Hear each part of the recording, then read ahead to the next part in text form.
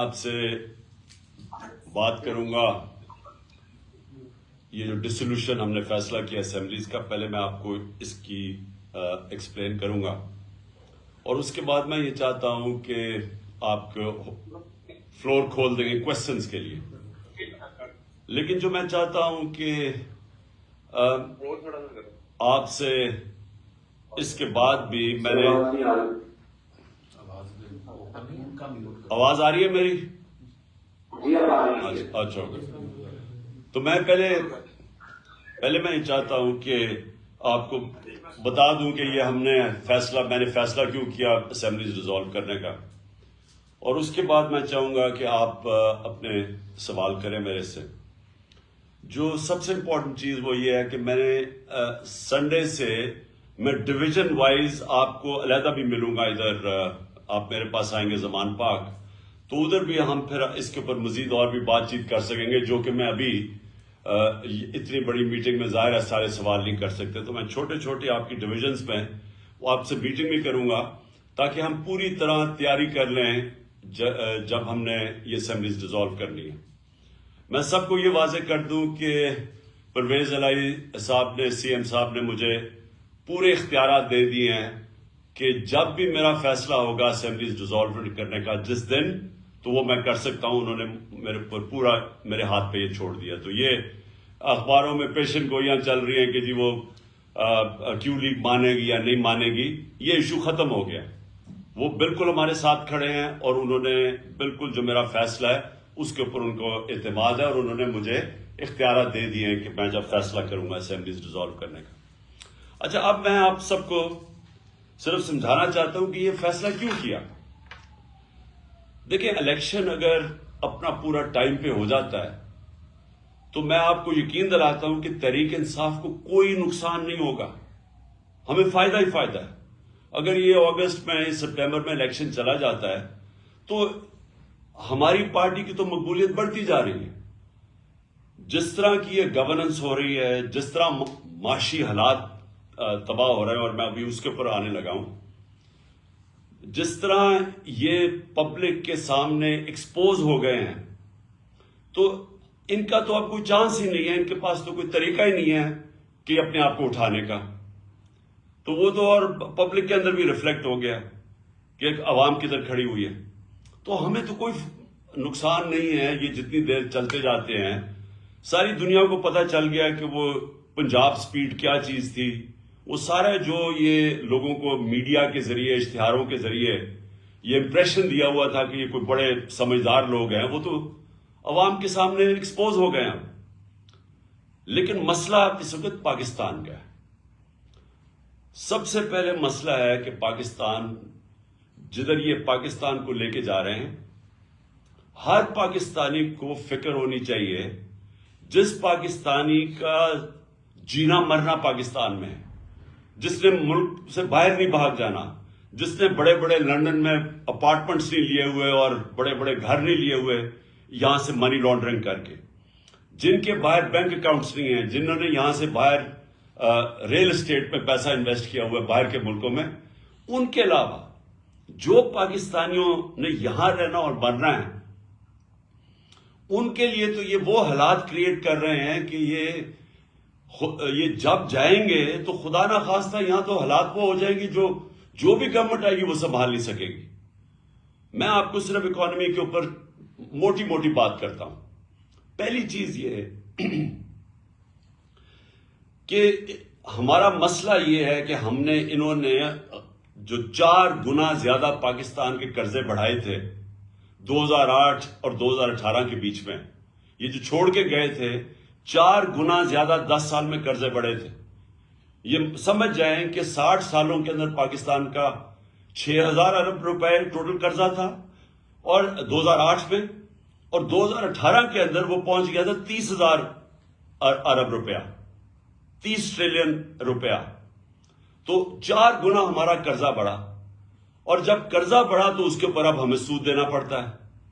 तो पाकिस्तान का अब हालात ये हैं कि अगर हमारी माशत बढ़ती नहीं है तेजी से, जिसको इकोनॉमिक ग्रोथ कहते हैं, अगर इस मुल्क की इकोनॉमी बढ़ती नहीं है اور اگر وہ اکانومی سکڑنا شروع ہوتی ہے تو وہ قرضے تو بڑھتے جا رہے ہیں. تو ہم نے قرضہ واپس کیسے کرنا ہے؟ یہ ایسی ہے کہ گھر کے اوپر اگر قرضہ چڑھا ہو، اب وہ گھر کیسے وہ قرضہ واپس کرے گا؟ آمدنی بڑھائے گا. آمدنی بڑھائے گا تو وہ قرضے واپس کرے گا. اگر گھر کی آمدنی گرنی شروع ہو جائے تو قرضے تو وہی کہ وہاں سود لگتا جائے گا، قرضے بڑھتے جائیں گے. پاکستان کا مسئلہ یہ ہے کہ ہمارے اوپر جو قرضے چڑھے ہوئے ہیں، ہم نے قرضے کی قسطیں ادا کرنی ہے، اور اگر ہماری آمدنی نہیں بڑھتی تو وہ قسطوں میں ہماری کیپیسٹی آمدنی قسط واپس کرنے کے لیے وہ کم ہوتی جائیں گی. تو نمبر 1 مسئلہ اب اس وقت ملک کا کیا آ رہا ہے کہ جو ہم نے اپنے دور میں ریکارڈ ایکسپورٹس بڑھائی تھی، ریکارڈ ریمیٹنسز تھی، آئی ٹی کو ہم تیزی سے اوپر لے کے جا رہے تھے، جو کہ مستقبل ہے. ٹیکنالوجی تو مستقبل ہے نا دنیا کا. سب سے زیادہ پیسہ تو اب ٹیکنالوجی میں آتا ہے، آئی ٹی کے اندر. تو وہ بھی پہلی دفعہ پاکستان میں 75% ہماری وہاں ایکسپورٹس بڑھ گئی تھی. 32 ارب ہماری ریکارڈ ایکسپورٹس تھی، 31 ارب ریکارڈ ہماری ریمیٹنسز تھی، اور ٹیکس کلیکشن ہماری ریکارڈ تھی 6.1 ٹریلین، یعنی 6100 ارب روپیہ. تو ہر طرح ہم آمدنی بڑھاتے جا رہے تھے، اور اس سے ہم نے اپنی قسطیں دینے کا ہماری کیپیسٹی بڑھتی جا رہی تھی. اور انشاءاللہ اگر ہمیں آگے بھی موقع ملے تو ہم نے کیسے مقابلہ کرنا ہے؟ اپنی آمدنی بڑھا کے. جو 6% گروتھ ریٹ تھی ہماری چوتھے سال، اور 5.7% گروتھ ریٹ تھی تیسرے سال کورونا کے باوجود، یہ 17 سال میں سب سے زیادہ گروتھ ریٹ تھی پاکستان کی.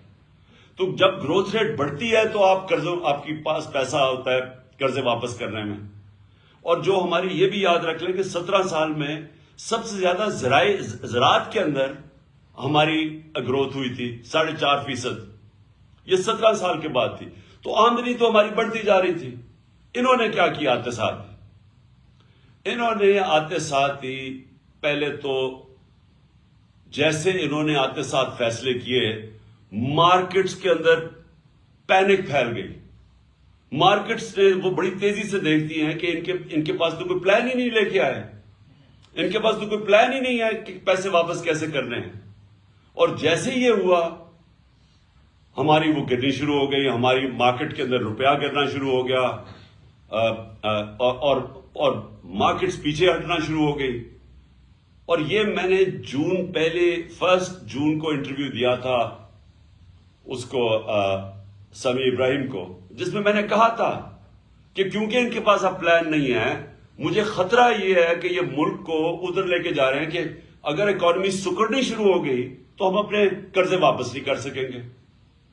اور میں نے تب پریڈکٹ کیا تھا، یہ آپ سے تقریباً آپ سوچتے 6 مہینے پہلے، کہ یہ جس طرح جا رہے ہیں یہ ملک کو ڈیفالٹ کی طرف لے کے جا رہے ہیں.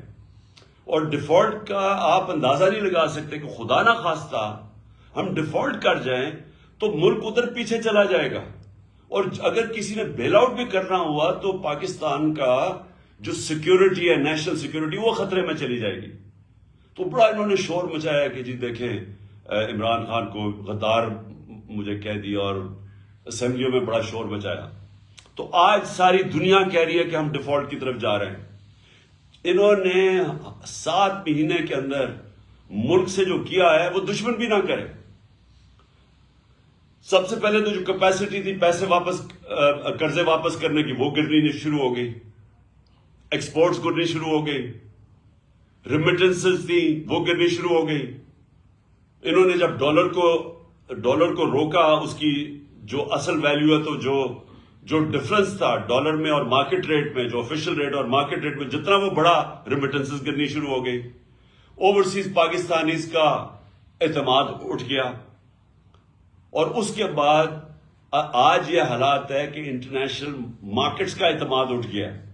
جو سی ڈی ایس ایک ہوتا ہے کہ پاکستان کی کیپیسٹی قرضے واپس کرنے کی، یہ جو سی ڈی ایس، یہ ہمارے دور میں 5% تھا کہ خطرہ ہے کہ پاکستان قرضے واپس نہیں کر سکتا، وہ 5% تھا. آج 100% سے اوپر چلا گیا. کہ مطلب یہ کہ باہر کی دنیا اب سمجھتی کہ پاکستان قرضے واپس نہیں کر سکتا، ڈیفالٹ کی طرف جا رہا ہے. اور دوسری طرف 88% پاکستان کی بزنسز یا انویسٹرز نے کہا ہے کہ ان کو اس حکومت پہ اعتماد نہیں ہے. تو نہ اندر اعتماد ہے نہ باہر کے ملکوں کا اعتماد ہے. اور ان کے پاس اب روڈ میپ کیا ہے کہ اب ان کے پاس کیا طریقہ ہے کہ ملک کو ادھر سے نکالیں گے؟ کوئی روڈ میپ نہیں ہے ان کے پاس. آج جو اسحاق ڈار نے آ کے شروع میں کہا میں موڈیز کو بھی ٹھیک کر دوں گا تو IMF کو بھی ٹھیک کر دوں گا, آج وہ چپ کر کے بیٹھ گیا ہے. کیونکہ کوئی باہر سے لوگ ان پاکستان میں نہ انویسٹ کریں گے, نہ باہر کے کمرشل بینکس پاکستان کو قرضے دیں گے, کیونکہ پاکستان کا جو رسک ہے اب ڈیفالٹ کی وہ 100% سے بڑھ گئی ہے. اور دوسری طرف جب اندر بھی لوگ انویسٹنگ کریں گے تو ٹیکس کلیکشن اب گرنی شروع ہو گئی ہے, ان کی آمدنی کم شروع ہو گئی ہے. اور انڈسٹری, یہ یاد رکھیں کہ جو سب سے بڑا ہمارا کارنامہ تھا, ہمارا جو پاکستان کے اندر انڈسٹریل گروتھ تھی وہ 10.7% پہ تھی. یہ بھی کوئی 17-18 سال کے بعد سب سے زیادہ انڈسٹریل گروتھ ہو رہی تھی, جس سے نوکریاں مل رہی تھی. جس طرح فیصل آباد کے اندر ٹیکسٹائل انڈسٹری کو لیبر نہیں مل رہی تھی, مزدور نہیں مل رہے تھے, کیونکہ انڈسٹری گرو کر رہی تھی. آج وہ انڈسٹری آ گئی ہے 1% پہ. ہمارے دور میں 6% اکانومی گرو کر رہی تھی, آج آ گئی ہے وہ سمجھتا ہے کہ 1% سے بھی کم ہو گیا. اس کا مطلب بے روزگاری بھی بڑھتی جائے گی. اور اس کے اوپر جو زراعت ہے, جو کسان ہیں, آج کسان سڑکوں کے اوپر تھے. کیوں تھے؟ کیونکہ کسانوں کے اوپر جو چیزیں ہم نے جو ان کا فائدہ آیا تھا, ہم نے جو کسانوں کو پیکج دیا تھا, جس سے ہم نے انشور کیا تھا کہ ان کے جو ان کو منافع ہو, ان کی آمدنی بڑھے.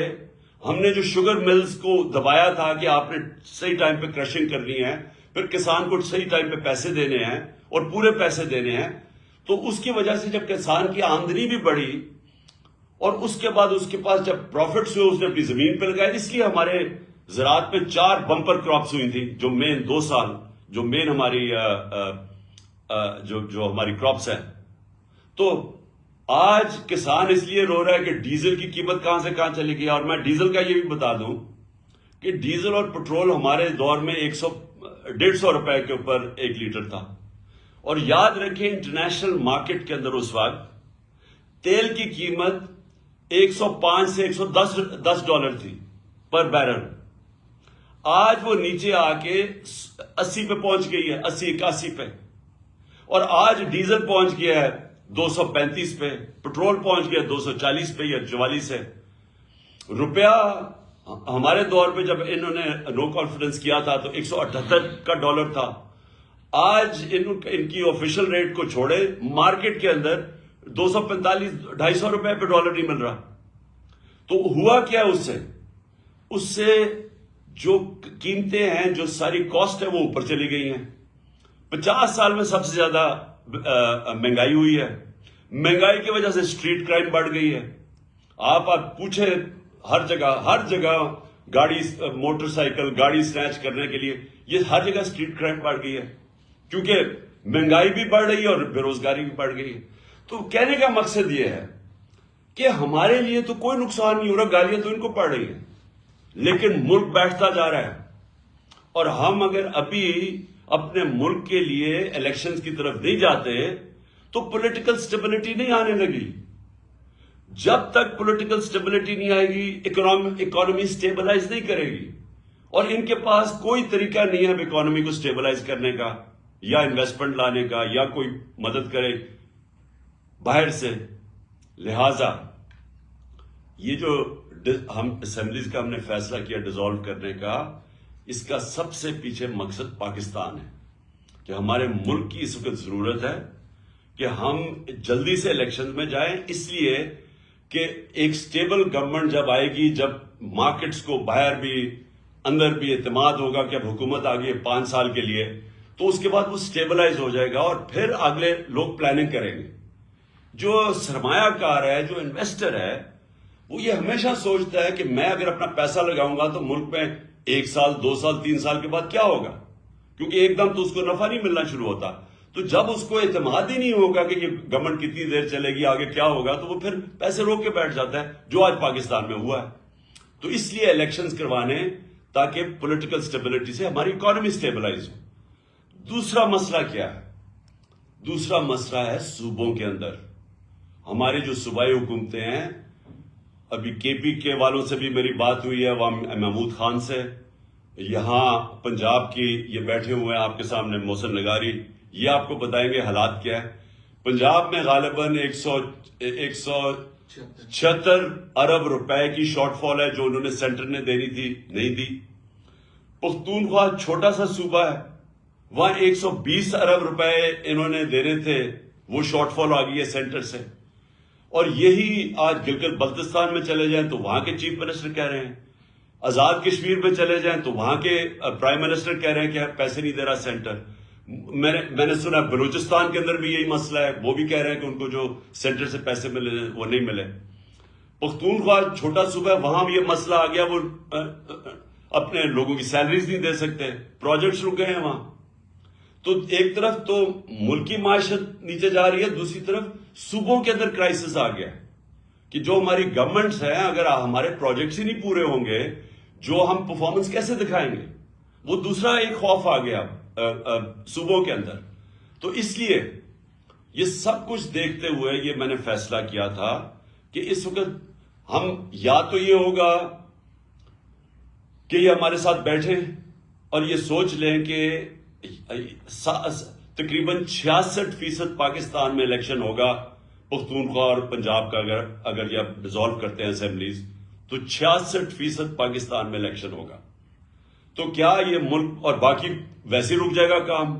کیونکہ ساری جو پارٹیز ہیں جو یہ ابھی بیٹھی ہوئی ہیں 12-13 پارٹیز پی ڈی ایم کی، ان ساروں نے بھی الیکشن میں نکل جانا ہے. تو گورنمنٹ تو فریز ہو گئی، فیڈرل گورنمنٹ. لہٰذا یا تو ہمارے ساتھ بیٹھیں اور بات کریں کہ جنرل الیکشن کی ہمیں ڈیٹ دیں، کب آپ لانا چاہتے ہیں، نہیں تو پھر ہم اپنی اسمبلیز ریزالو کریں گے، ہم آپ کو موقع دیں گے. ہم یہ آپ کو موقع دے سکتے ہیں کہ ہمارے ساتھ بیٹھیں اور ہمیں بتائیں کہ کیا یہ آپ چاہتے ہیں کہ صرف 66% پاکستان میں الیکشن ہو اور آپ سینٹر پہ بیٹھے رہیں. تو ایک تو یہ آپ کے ان کے لیے ہے بیٹھنے کے لیے نیگوشیٹ، کیونکہ ابھی تک ہم نے بڑی کوشش کی، یہ پاس ہی نام ہی نہیں لیتے الیکشن کے. صرف ایک وجہ ہے کہ ان کو ڈر لگا ہوا ہے کہ جیسی الیکشن ہوگا انہوں نے پٹ جانا ہے، تو یہ ڈرے ہوئے ہیں الیکشن سے، اور اس کے لیے ان کو کوئی فکر نہیں ہے ملک کی. ابھی تک جو ان کا روڈ میپ نظر آیا، میں یہ بھی آپ کے سامنے رکھ دوں، ان کا روڈ میپ کیا ہے؟ معیشت کے اندر تو تباہی کی طرف جا رہا ہے، تو ان کا تو کوئی ابھی تک نظر ہی نہیں آیا ہے کہ یہ کیسے نکالیں گے ہمیں وہاں سے. لیکن جو نظر آ رہا ہے وہ یہ ہے کہ ہمارے اوپر کیسز کریں، کسی طرح عمران خان کو ڈسکوالیفائی کریں. وہ آصف زرداری نے تو غالباً کہہ ہی دیا ہے، مجھے بھی بتایا گیا کہ وہ اس نے تو کہا ہے کہ عمران خان کو ڈسکوالیفائی کریں یا جیل میں ڈالیں. تو یہ ان کا بس ایک پلان ہے کہ کسی طرح وہ ڈسکوالیفائی کریں، جیل میں ڈالیں، پی ٹی آئی کے لوگوں کے اوپر کیسز کریں، ہراساں کریں. اس کے علاوہ تو مجھے ابھی تک کوئی روڈ میپ نظر ہی. اور دوسرا اپنے کیسز ختم کریں، اپنے کیسز کے اوپر یہ جو 1100 ارب روپے کا ڈاکہ مارا گیا اس ملک کے اوپر، انہوں نے قانون چینج کر کے نیب کے اسمبلی میں بیٹھ کے انہوں نے ساروں نے اپنے کیسز ختم کروا رہے ہیں. تو ان کا تو یہ روڈ میپ ہے کہ اپنی چوری کی کیسز ختم کیے جائیں اور کسی طرح ہمیں ڈسکوالیفائی کر کے راستے سے ہٹایا جائے، کیونکہ الیکشن ہی آپ لڑ نہیں سکتے. تو اس کے علاوہ تو ان کا کوئی روڈ میپ ہے ہی نہیں. اور اس لیے ہم نے یہ فیصلہ کیا کہ بجائے اب ہم، کیونکہ انہوں نے تو بیٹھنا نہیں ہے الیکشن کے لیے، ملک ان سے سنبھالا نہیں جا رہا، لہٰذا یہ ہم نے فیصلہ کیا. میں پھر سے آپ کو کہہ دوں کہ کوئی ہمارے ساتھ کاف لیگ مکمل طور پہ کھڑی ہے، ان کی ٹوٹل بیکنگ ہے. انہوں نے مجھے چودھری پرویز الہی نے مجھے بالکل آ کے پوری اعتماد دیا ہے کہ جب بھی میں چاہوں گا انہوں نے اسمبلی ڈیزالو کرنی ہے. تو ہمارے پاس وہ پوری آپشن ہے. میں صرف آپ کو میں صرف باری باری ڈویژن وائز آپ سے بھی میں سب سے بات کروں گا تاکہ آپ سب کو کلیئرٹی ہو جائے اس پہ، تاکہ آپ سب آن بورڈ ہو جائیں. میں نے صرف آپ کو یہ اوپننگ اس لیے کی تھی آپ کو بتانے کے لیے کہ میرا کیا مائنڈ سیٹ ہے اس فیصلے کرنے کے لیے. اور میں اب چاہوں گا کہ آپ کے جو بھی سوالات ہیں، لیکن کیونکہ اتنے زیادہ لوگ ہیں، سب کے سوال میں نہیں